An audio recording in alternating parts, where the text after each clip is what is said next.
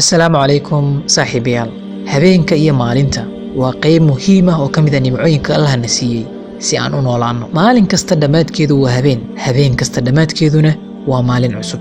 Waxaa jira dalal iyo magaalooyin aan maalmo badan qorraxdu u dhicin. Taas micnaheedu waa inay habeen jirin. Waan ogahay waxaa isweydiinaysaa sidee dadkaas u qabsadaan nolol maalmeedkooda caadiga ah. Inkastoo 95% dalalka adduunka oo dhan ay leeyihiin maalin iyo habeen isdaba joog ah, haddana waxaa jira dalal kale oo aan lahayn sida caadiga ah maalin iyo habeen. Muuqaalkeenna maanta waxaan kugu soo gudbinayaa 6 dal oo aan marnaba qorraxdu dhicin. Ma ahan in magaalooyinkan aan la deganayn, waa magaalooyin caadi ah oo aad loo degan yahay. Alaska, qaaradda barafka ahna meesha ugu badan ee barafku yaalo, marna ka tirsanayd dalweynaha Russia, laakiin ay dib ka iibsatay dalka Mareykanka. Alaska waxaa loo yaqaanaa Kingdom of Glaciers oo micnaheedu yahay boqortooyada barafka. Alaska qorraxdu ma dhacdo inta u dhaxaysa bilaha May ilaa July. taa oo micnaheedu tahay in habeenkii iyo maalinkii ay isku mid yihiin oo wax habeen ah aysan jirin.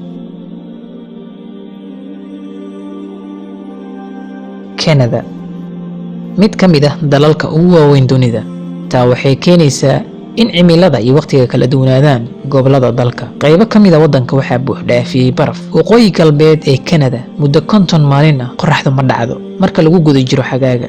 Muddadaas oo dhan waa maalin keliya, habeen wax la dhaho ma jiraan. Finland waa dal aad u qurux badan oo ay ku yaalaan harooyin soo jiidasho leh. Dalkan marka lagu jiro xagaaga muddo 76 maalin ah qorraxdu ma dhacdo oo habeen ma jiro sababtoo ah qorraxda iftiinkeeda ayaa soo jeeda. Waxaa loo yaqaanaa Land of Midnight Sun ama dhulkii ay qorraxdu ka jirtay saqda dhexe. Waa saq dhexe oo qorraxdu soo jeedo. Haddii saacadaha maalintii kugu yar tahay, meeshan ayaa meesha kugu habboon.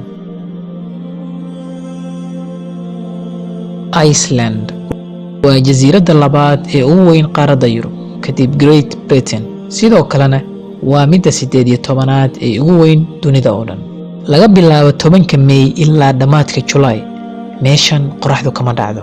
Malaayiin dalxiisayaal ah ayaa waqtigan soo booqda si ay markhaati uga noqdaan dhacdadan la yaabka leh. Norway, mid ka mid ah dalalka ugu qurxan kana mid ah kuwooda ugu qanisan dunida oo dhan. Saaxiibayaal, waqooyiga Norway waxaa la arkaa 76 maalin oo u dhaxaysa May ilaa July taa oo qorraxdu dhacaynin. taa micnaheedu waxay tahay habeen ma jiro.